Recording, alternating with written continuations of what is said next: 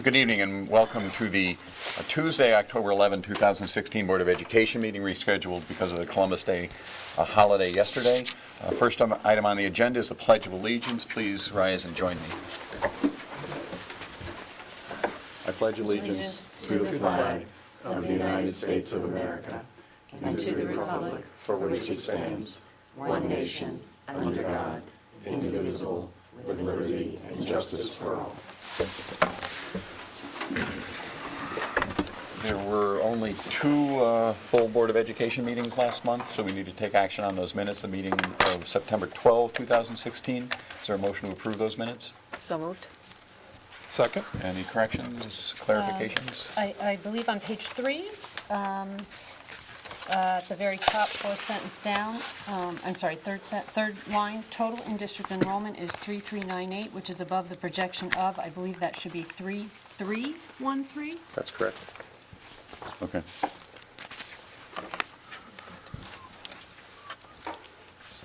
And we're going to talk about that a little more tonight, that the projections, the actual enrollment is significantly above the projected enrollment from the demographic study. But okay, that's a good catch. Anybody else? All right, all in favor of the motion? Aye. Opposed? Okay. And then the second is action on the minutes of the workshop meeting of September 26, 2016. Is there a motion to approve those minutes? So moved. Second. Any corrections, clarifications? All in favor? Aye. Opposed? Okay. Item 4 on the agenda is actually in this print. Item 5 is we did that last month. Introduction to new teachers. Item 5 is public forum for topics on the board agenda. Is there anybody who wants to address us on an agenda item? All right. And then Dr. Moore, item 6 is actually the reviewer. We did review this in the Operations Committee meeting earlier, but Dr. Moore can summarize where we are. So for the month of September, the total expenditures were $5,967,589.71. This represented 19.4% of the budget compared to 17.16% in the prior year. The reason for that slightly higher number is that there were 3 payrolls in the month of September, so it pushes it up. But really, we're very much on track in terms of where we've been in past years. There wasn't a lot of revenue, a couple of small donations. So the main issue was the salaries. So we went through the warrants of $2,138,493.34. We had a discussion for half hour, 45 minutes in operations about various items, including energy efficiency, some of the software products, outsourcing. We're trying to hire someone to do HVAC work, and there's a lot of things going on with that. Trying to put together purchases off of Amazon, various things. I don't know if anyone wanted to comment any further on things that we discussed, but I think we're looking at each of these each month and discussing them prior to this meeting. So that is the expenditures for the month. Thank you to Linda for her help preparing this report and for answering my questions that I sent this morning. All right, so that's a motion, I take it, to approve the expenditures? So moved. Second. Any other questions, comments? All in favor? Aye. Opposed? Okay. Next item on the agenda is communications. I am not sure I had any. Is that possible? Mm-hmm. Did you? Not a thing. Anybody? Okay. Well, let's go to student representatives. I understand, Ms. Chaff, that you're here to introduce the representatives. Great.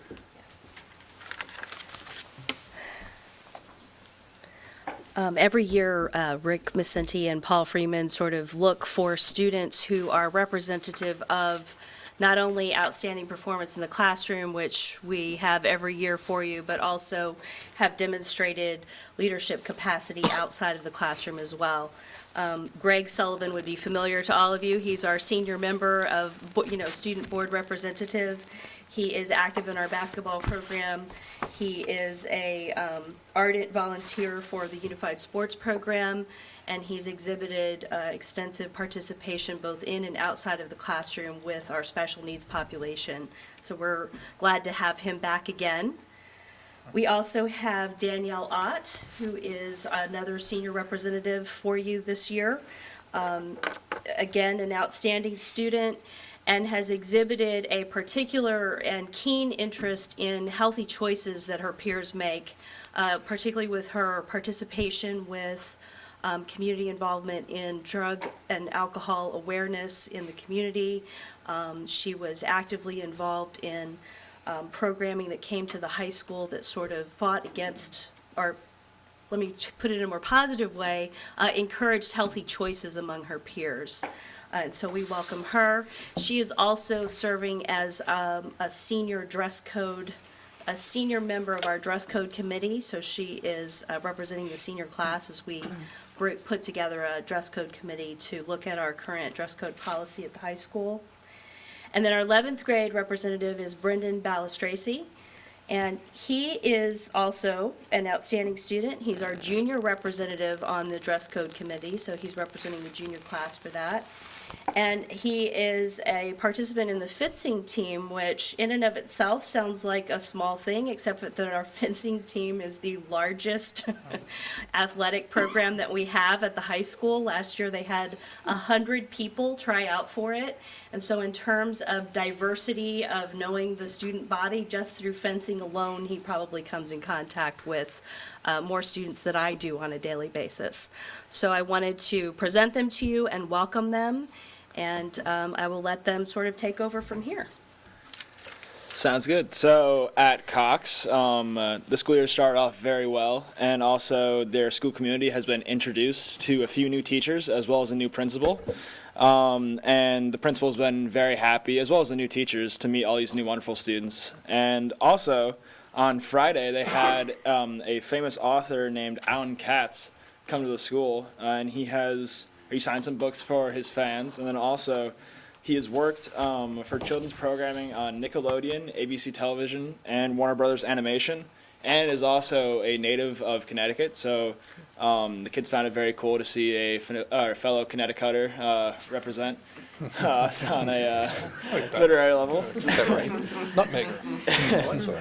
And then at Melissa Jones, they had their first all-school morning meeting at the end of September, where they welcomed new kindergartners and new students and new staff with crowns as they crossed under the Friendship Bridge. And everyone had a very great time there. There was lots of singing songs, and they talked about filling a bucket at the first of this school meeting, and then would read them all at the last, so have like their wishes and their ideas of what the school year would be. And then also recently, the third graders finished writing their own versions of fairy tales and reading them to their peers. And this also exhibited this new mentoring program that they've been starting this year, with sharing where older kids help younger kids.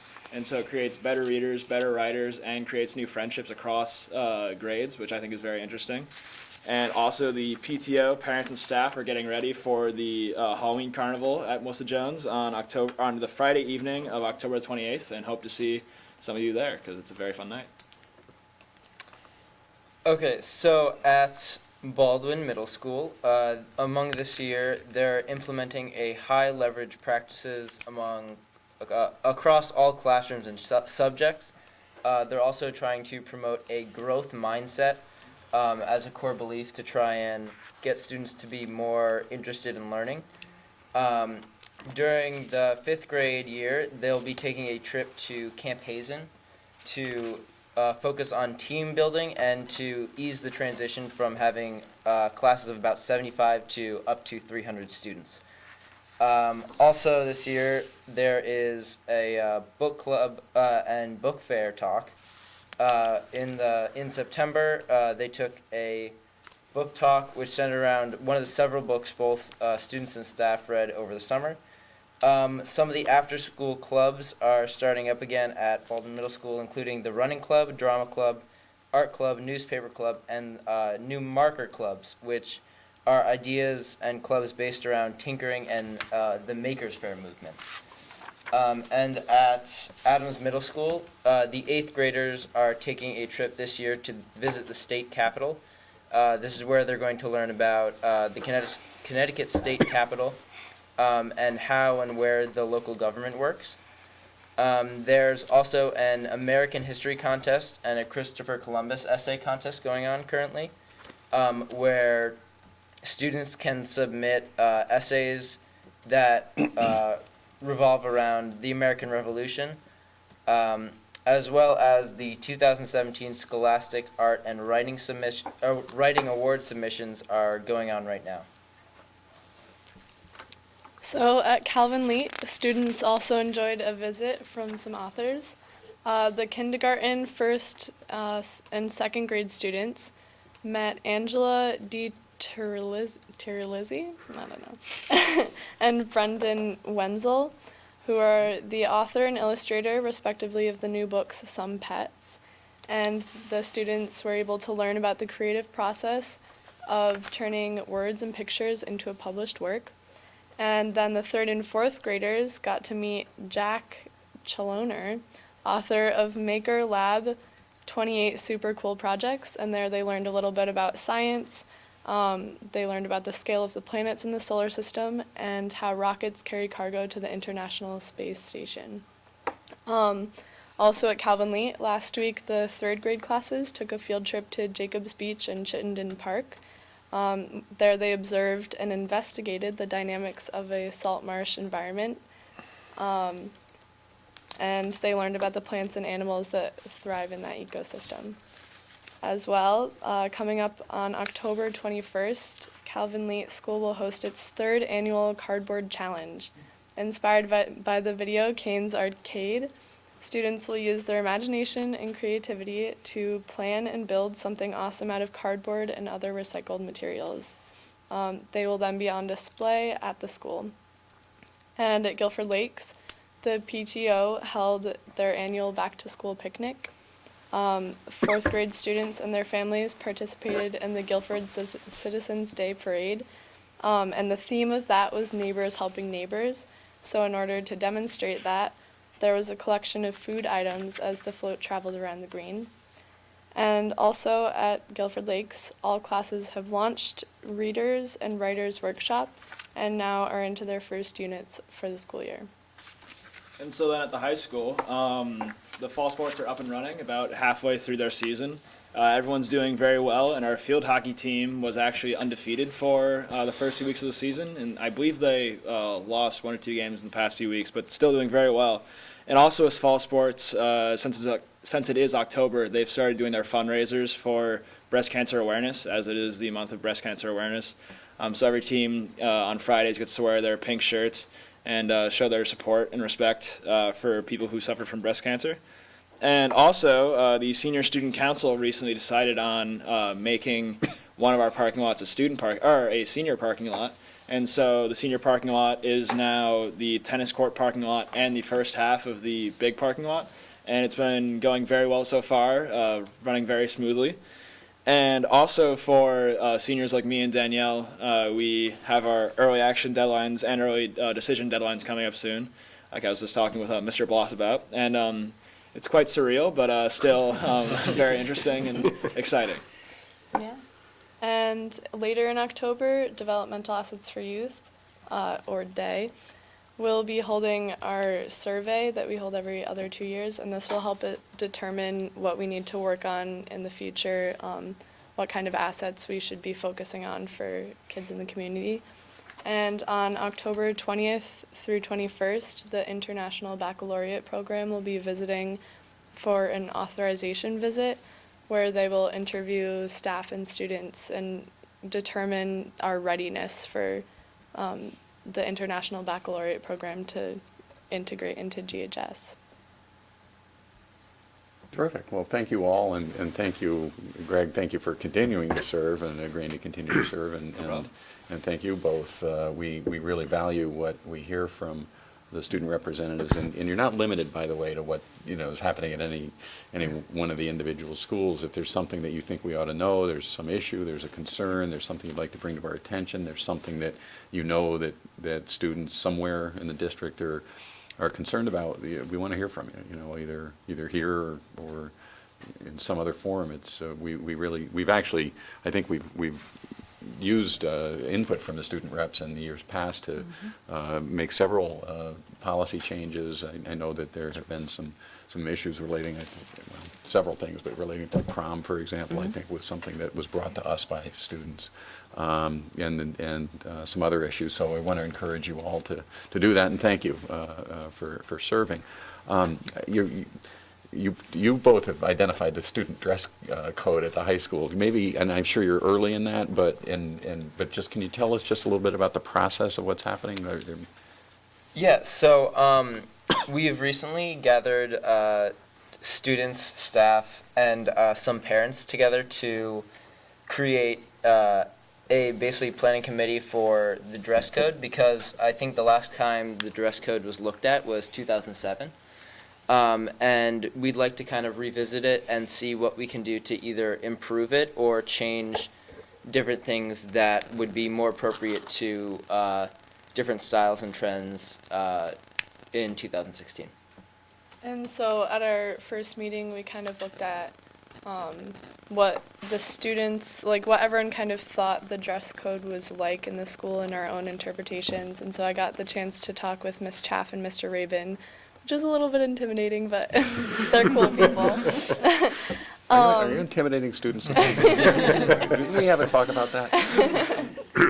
And so we're just kind of That's a joke. addressing a concern that was expressed last year and looking to make it maybe more positive and see how we can make it fit what's happening right now.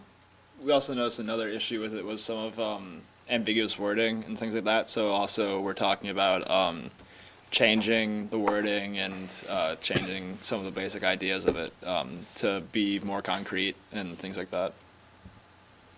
Great. Are there other questions from the board? Anybody? Just a comment, you mentioned DAY Day, which I think has been doing a great job, and I just found out at Back to School Night that they received funding for another 5 years, which sounded like it was quite competitive. right? Yeah, it's great. Yeah. From It's the a federal government, yeah. grant. Yeah, the federal grant was extended. Yep. Wow. That's quite competitive, I know, so it's exciting to hear that that's going to stick around in Guilford. So.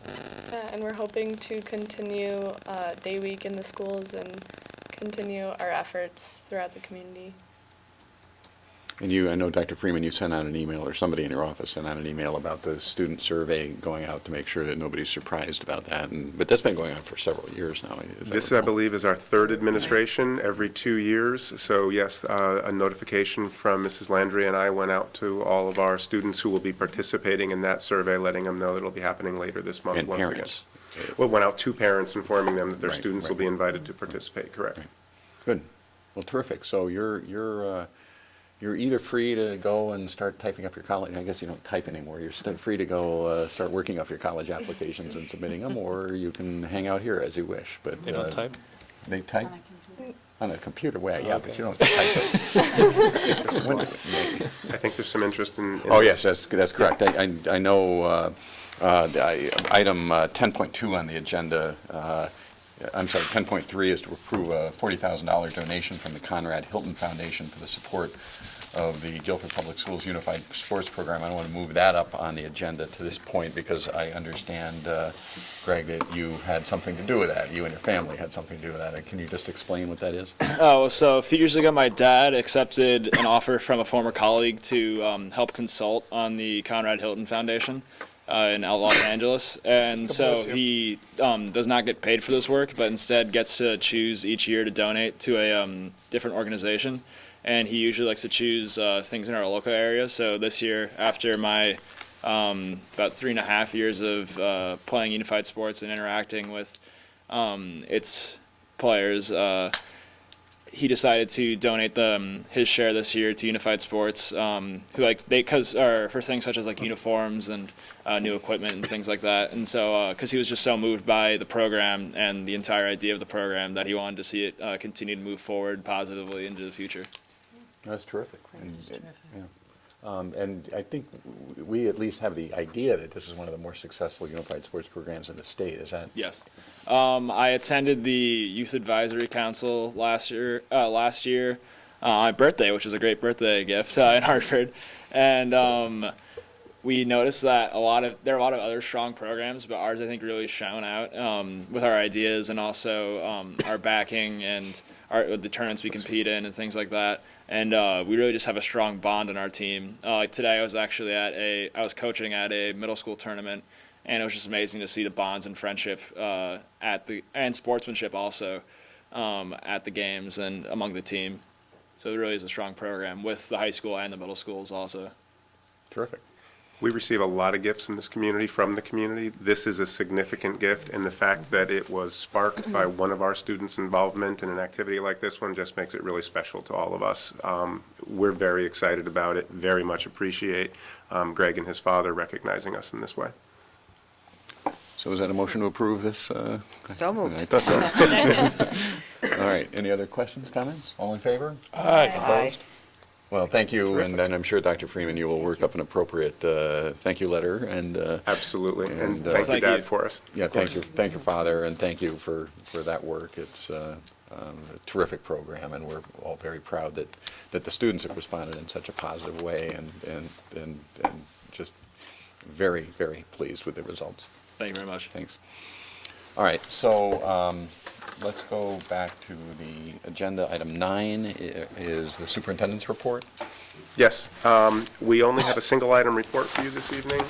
Earlier in the year, we had given you some preliminary enrollment numbers, and we have official October 1 numbers for you in tonight's packet. I'd like to start by drawing your attention to a slide from last year's budget proposal. You should have one that is blue in your packet. I apologize. Which gives you the overall enrollment numbers. It identifies for you that in school year 13-14, we had a total enrollment of 3,510 students. 14-15, that was 3,404.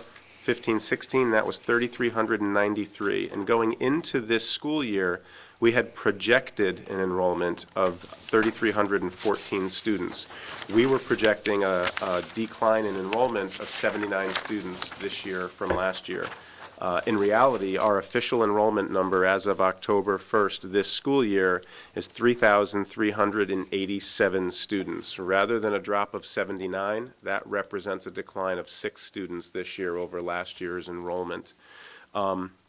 It is a miss on our enrollment projections of 73 students. The enrollment projection was off by 73 students. Last year, the enrollment projection was off by 102 students.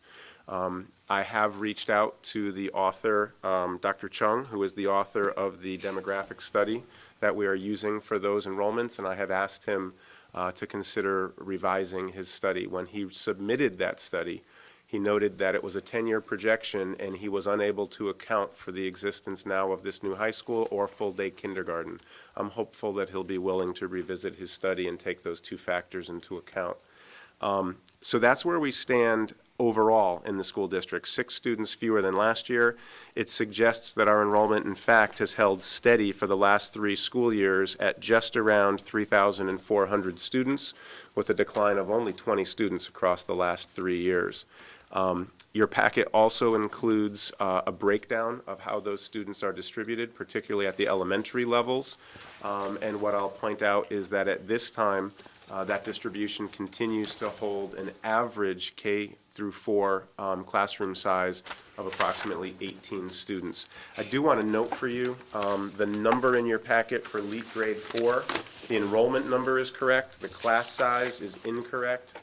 The class size in LEAT at grade 4 is actually class sizes of 15.7. There's an inaccuracy on your sheet.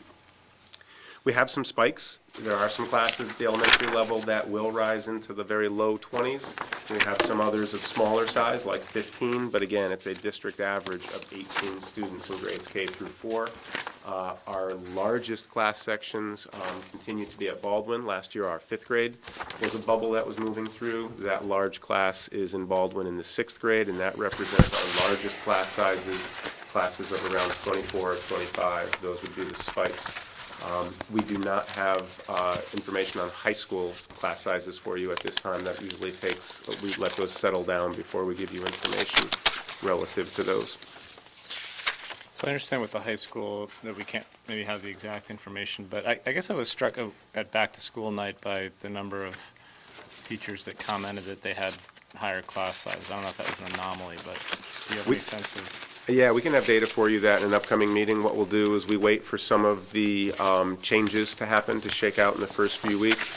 What we've been able to do for you in the past is give you class sizes. We break them down essentially by level. We can show what AP class sizes, honors level, and below honors level classes look like, and we can make some comment on some of the elective class sizes as well. Those tend to run larger or smaller than some of the core classes like English language arts, social studies, science, but we can have a report for you in one of your upcoming meetings on what those look like. That always lags behind the October 1 report that we bring to you. Okay. Questions? So the reason that the Baldwin class size is so much larger than the Adams class size is this bulge group that's working its way through? Correct.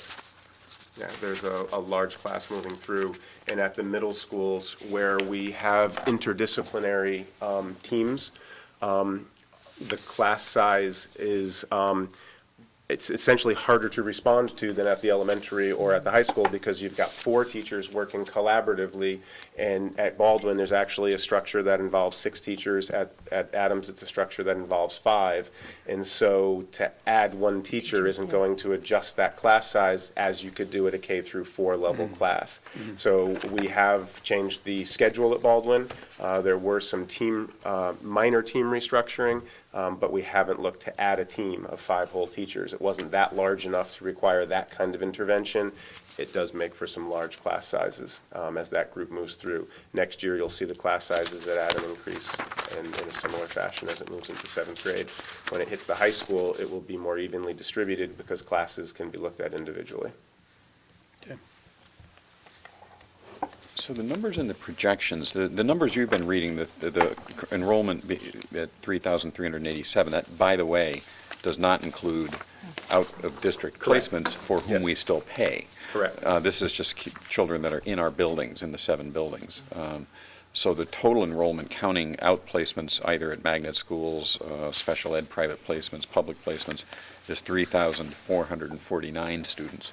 So the projections, which numbers are in the projections? I don't have the whole study in front of me. Is it the total counting out placements, or is it just the in-district? I only have the summary page in front of me as well. Okay, we should check that out. Yes. Okay. Well, it's interesting. We're not seeing some of the experience that some of our neighbors are seeing. That much is clear. Right. Yeah, we're not seeing the drop that our neighbors are seeing, and we're not seeing the drop that was originally projected when we had this update to the study. And we can think about why that might be happening. It'll be interesting to see what Dr. Chung responds. Okay. So nothing else? You haven't done anything else? That concludes my the last report for month? this evening. I apologize. That's okay. I can just rip if you'd like. No, it's okay. You don't want to ask any questions? Absolutely. Okay, fine. No apologies necessary. All right, 10.1 is a personnel item, and I don't have that pulled up right now. Who's got that in front of them? That is the hiring of Nuria Miller at Leet Elementary Oh, yeah. School to take on the elementary Spanish position. She All comes right. to us with 4 years of experience. So this is to replace the teacher who left in fairly late August? Yes, we lost a teacher late in the summer, and Mrs. Miller would be replacing that position. The only unfilled certified vacancy in the district after this hire is a .4 technology position at the high school, which we noted for you is going to be very difficult to fill. All right, is there a motion that we ratify the appointment of Nuria Miller for a Spanish teacher at Leet? So moved. Second. All in favor?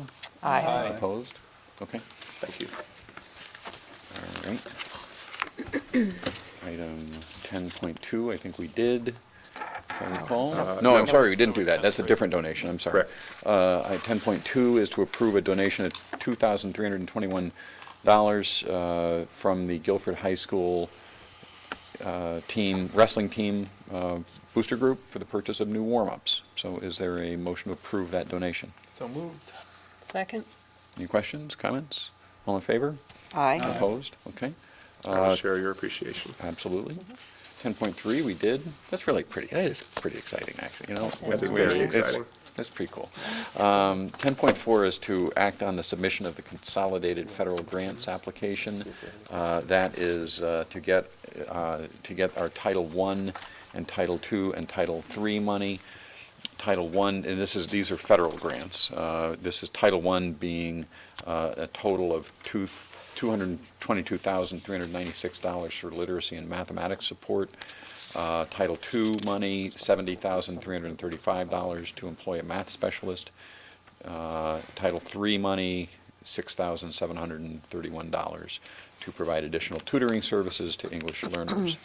I will note that the Title I money over the last couple of years has been responsible for some of the summer programming that we have highlighted for you, and the way that we look not only to fill immediate gaps, but then use that as a laboratory that teachers can bring back to instruction in their classrooms for all students moving forward, and we're really proud of that model.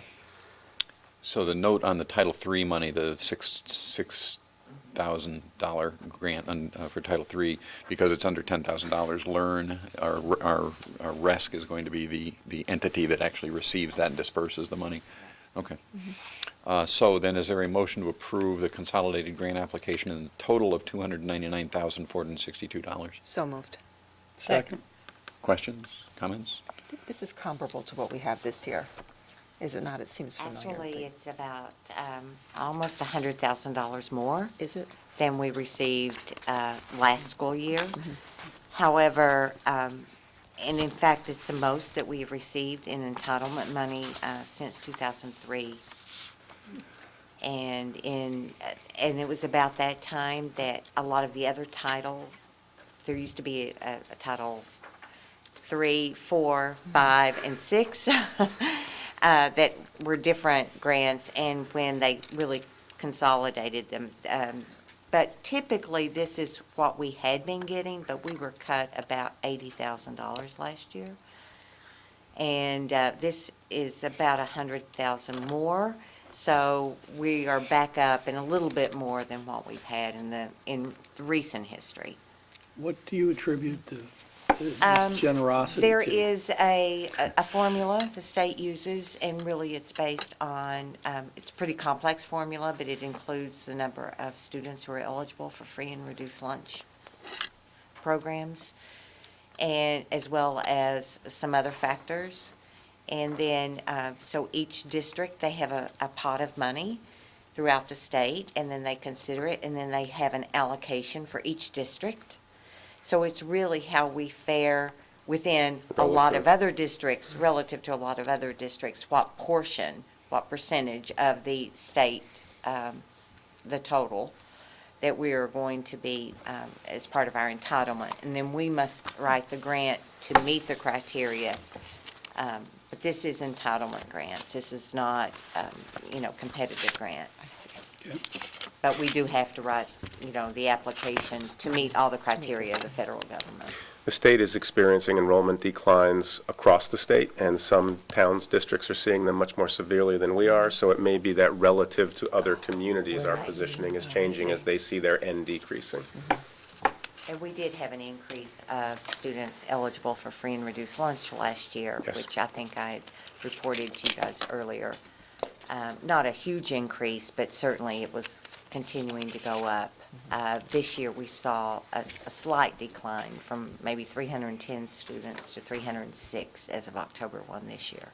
So it's really not going to be much of a difference. But we never know from one year to the next what the allocation is going to be until usually mid-September.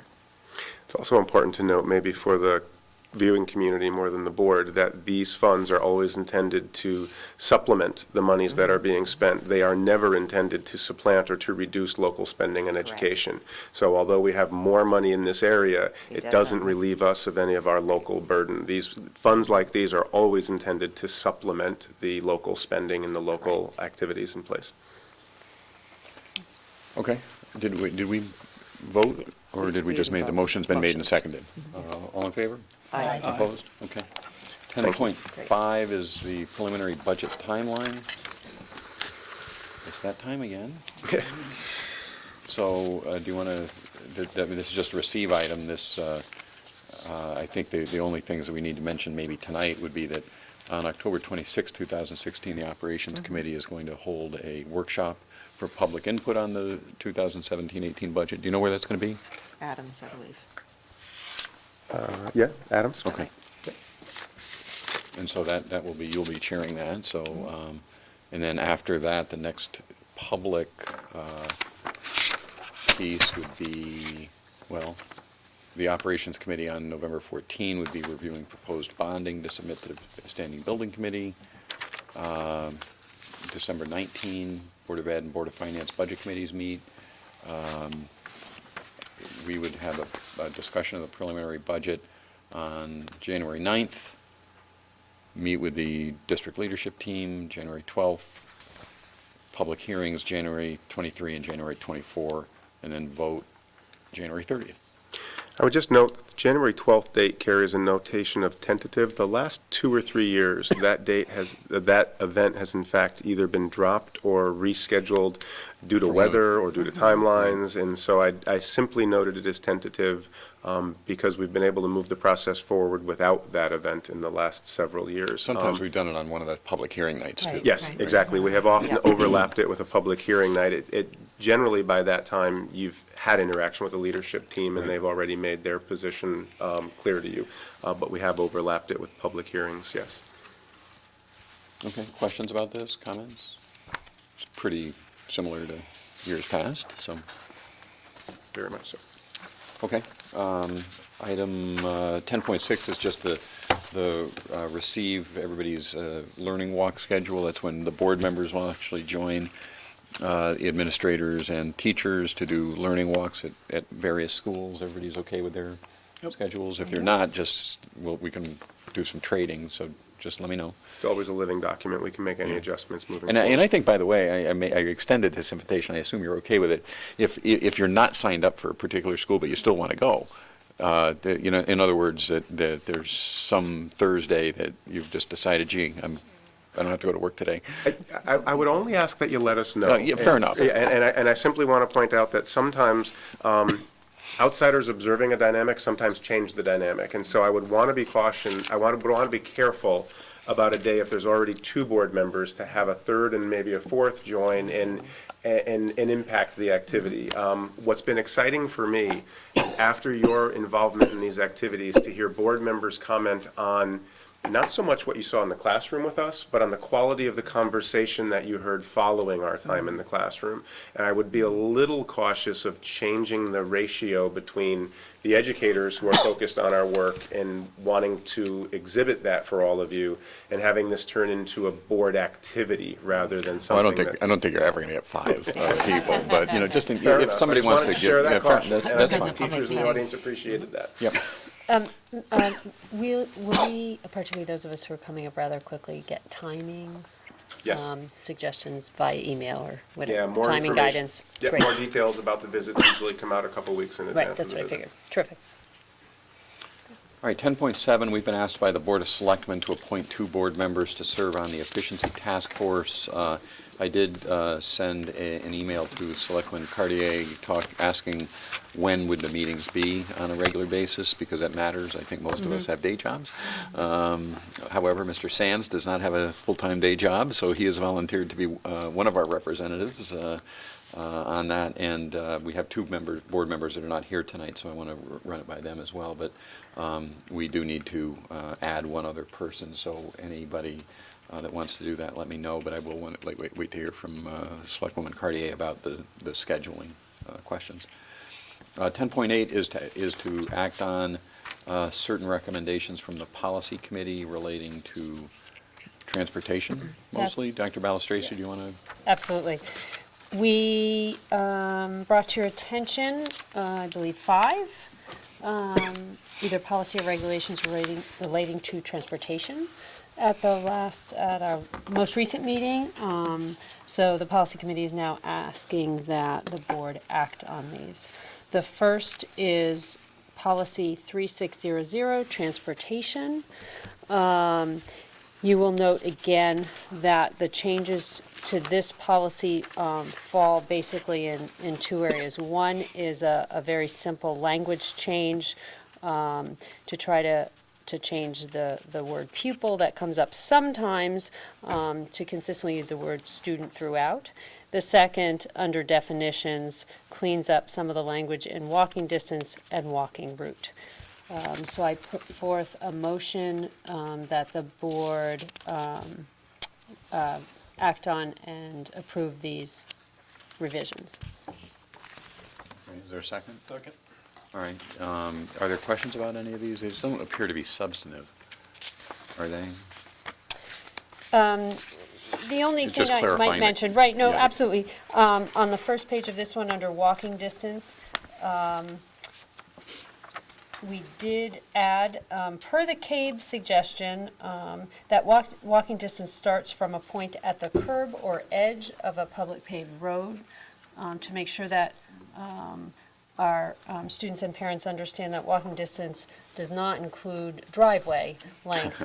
No, that's Yeah, that's important, true. Yeah, because that's we do, true. in this Yep. town, we have some pretty long driveways, Mm-hmm. right? And so that the policy really, the walking distance starts at the edge or the curb Fair enough, yeah. of a paved road. I would also note that while our definition of walking distance has fallen more in alignment with CABE, our actual walking distance is significantly shorter Yes. than those that are recommended from CABE. And again, I'd note, even after some significant changes this year, the vast majority of our students don't walk a distance that even approaches half of the distance allowed in this policy in front of you tonight. And this is not changing that. The walking at any distance does not time. change in this policy, no. It's the distance that we have had for some time now. Okay. All right.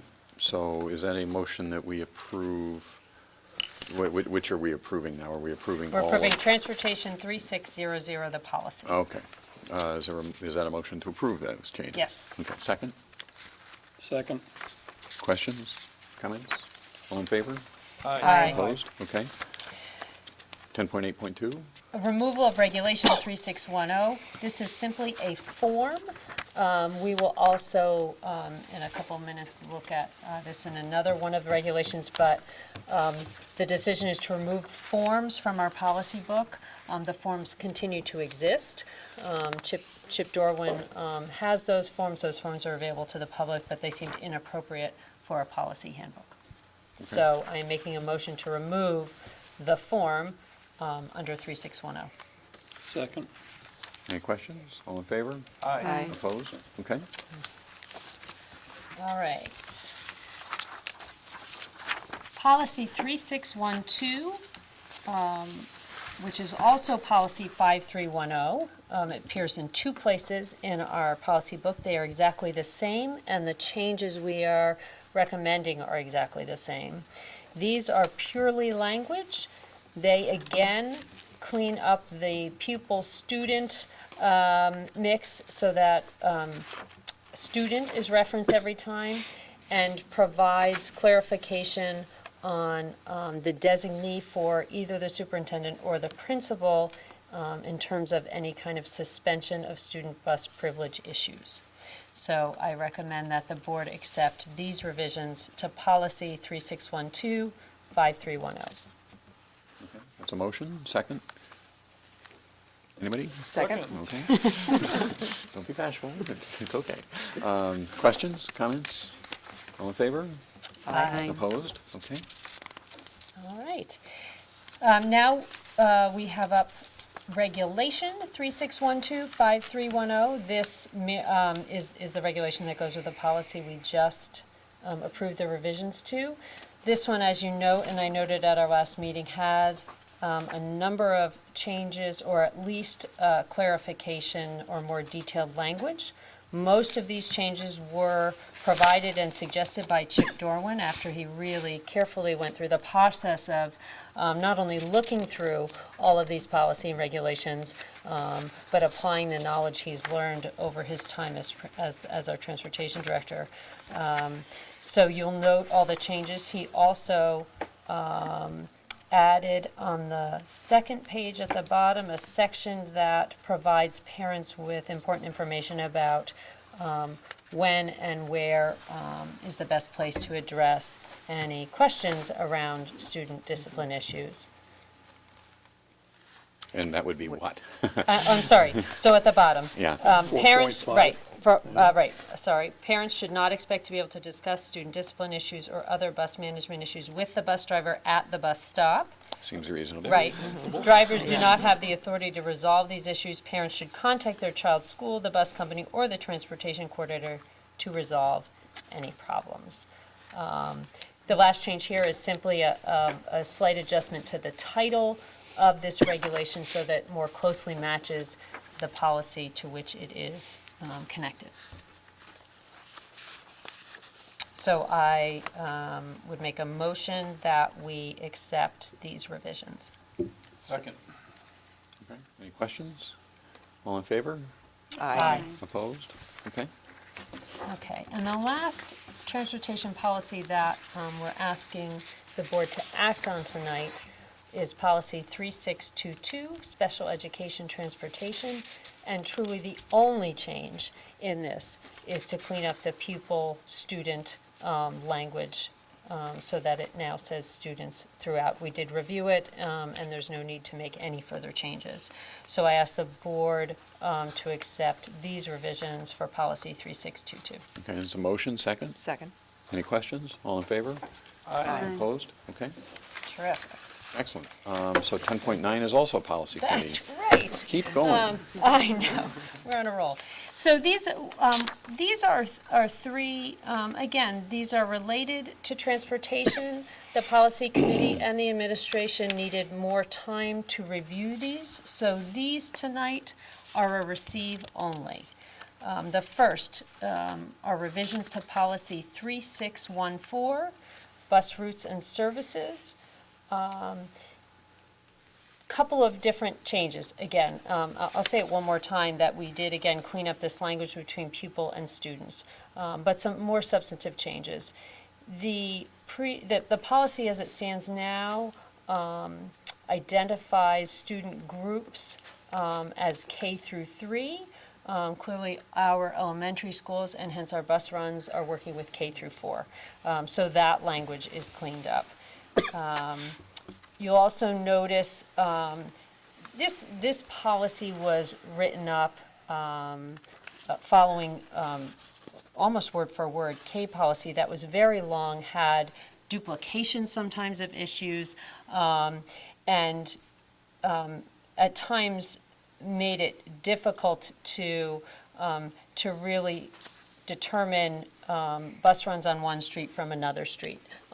Circumstances are different in various places, and so what this policy is going to do is allow us to really look at things individually in a much better way. So you'll notice on 3A2, in a number of ways, we've cleaned up the language, and you'll want to review that carefully for the next meeting. We did the same under 3B3. There's a lot of 3s and 4s and Bs here, so I think I just said that correctly. And let me see if there's more.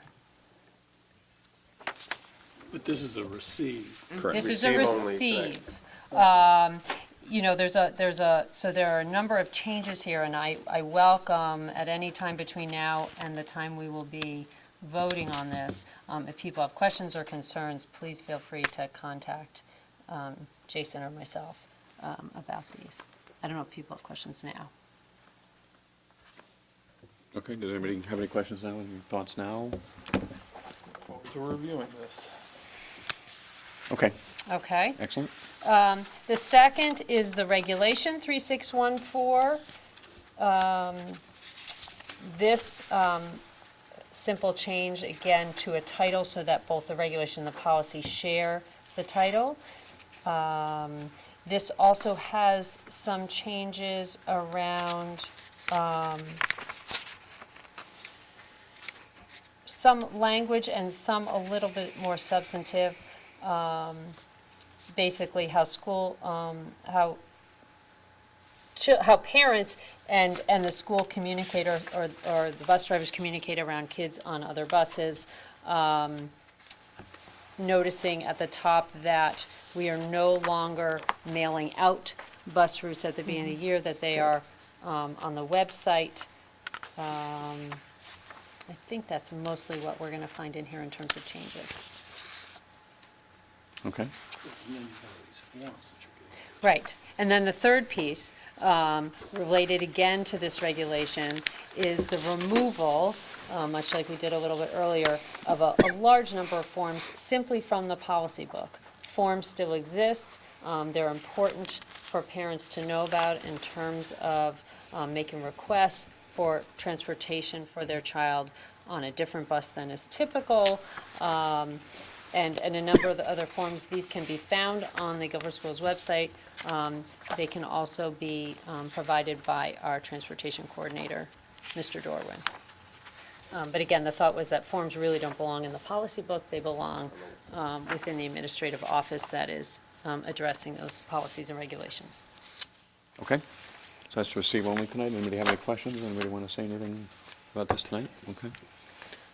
So we're up to committee reports, 11, policy committee, anything? I think, have you been doing anything? I think we've Anything covered other it. than transportation I think we've covered it. issues? Okay. We will be. We did meet last month, and we will be.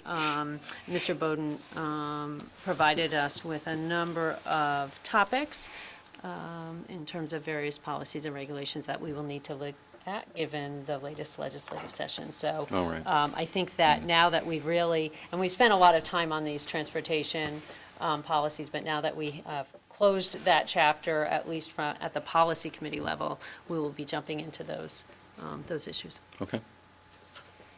Operations committee, anything else you want to talk Nothing about? to add, no. Okay. Curriculum, instruction, and assessment committee. What's our next topic? October 24th, October 24th? yes. Okay. This month. Yeah. Right before the workshop meeting. We It'll will- be at Baldwin. We will be beginning by talking about the focus we've looked at this year around those high-leverage instructional practices. You heard us reference those at convocation. I can't tell you how happy I was to hear those referenced from our student reps tonight. So we're excited to talk about those in a little bit more depth with you at that meeting. Do you know where the homework committee, or what's going on with that? We've had an organizational meeting, and Mr. Kazin and Dr. Moore were both there, and we have another meeting coming up on the 19th of October to do some follow-up. We had some readings to do and around the research. So after that meeting, we'll have some more details.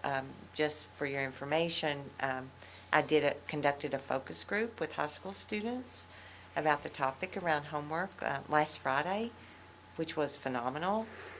It made me want to be a high school teacher again. But they were really great. It was a diverse group of kids who stayed after school on a beautiful Friday afternoon. And we had a real focus group, which was pretty amazing. We're working on identifying a date, which would be an evening date in early November, I believe. We were unsuccessful in being able to find a date without conflict in October, but an evening date where we would ask community members to come in, and representatives of the committee and the administration would be there to listen about homework, not to present anything around the topic of homework. And members of the committee are working on a way to think about surveying different representatives to get more information about homework. So sort of two parallel tracks. What do we understand from the community and their concerns, questions, wonders about homework, and what is the research telling us, and what are teachers doing in the classroom with homework? Both of those parallel strands will come together when the committee shares with this board later in the school year at, is it curriculum or workshop? It's Curriculum, well, I'm not sure. It's going to be in January, and I can't remember. I think it's the curriculum. It is scheduled for either your curriculum committee or one of your workshop meetings it's that the committee curriculum. will share their work with you. A bit TBD, perhaps. And you know, we're all working together to early and often get input. Right. And that's why we've tentatively set up for November 2nd, a meeting Wasn't it with the third? public. Second, and then, didn't they move it to the third? Well, I think that's also TBD. Okay. It was We moved will to be the third and back to communicating the that, second, I thought. finalizing that. Terry is working on that now, and we'll do some real communications, you know, about that for the public. But our goal is try to find as many different ways, because we know that even surveying people, you only get, you know, a few. Kind of response, yeah. You know, a certain kind of responders, and then a forum, you're only going to get a certain kind of responders, and we also wanted to hear from the kids. So when we put all that information together, we should have a pretty good picture of, you know, at least some of the ideas or thoughts or concerns in Guilford. And then we look at what, you know, the literature is saying too, and hopefully we'll be able to make a more informed recommendation to the policy group and to this board as a whole. So it's exciting work. It's really fun. The public meeting, how are we going to convey that? Just on the website or send out an email once We'll we be doing pin down? some communication. Lori will. We'll do an yeah, invitation yeah. through School Messenger as well as Right. posting it on the website so that it's sort of a push invitation rather than just a passive posting on the website. Very good. I have mentioned this in the past, but I'd love to, if there are any openings on the agenda for curriculum, instruction, and assessment, to revisit Dr. Borland's study and sort of just assess where we're at with implementation of some of his recommendations to us, and maybe talk a little bit about math sequencing as well. I know that's been Yeah, we've a got room topic that we can add that to an agenda for that sure. would be great. And at our first meeting, we'll have a schedule for the year, and we can talk about other topics. You mentioned some topics at the end of last year that we put on there. And so we'll look and see what other ones, and we'll listen to the group to see what other topics you're interested in, okay? Okay. 11.4 is GHS Building Committee update. I see the goalposts have been put up on the other practice field. Anything else going on building-wise? Yeah, the building committee is down to meeting approximately once a month. That's The hardly even, I was just going to say, compared to what they were doing before. Their spare time. Materials, finished materials for the turf field have been delivered. If you drive by the remote lot out to the back, you'll see huge carpet rolls that have been delivered. So we do expect that field will be nearing completion around the end of this month. Minor changes, you'll notice that the canopy is finished. The drainage connections that lead the water off of our front canopy. Finalizing really small details like those. There are some minor light changes to both the east and the west patios, and we will be installing some shields around some of the light poles in the parking lot and some of the light fixtures on the building to make sure that the light stays on property and doesn't bleed off into neighboring properties. Good idea. And O&G and Fusco is beginning to work on closeout deliverables. The BC will begin tackling closeout of this project as one of their next priorities. wow, It's exciting. yeah. Okay. Town committee liaisons, anything going on town committee wise? The Land Acquisition Committee did not meet last month. Okay. No land.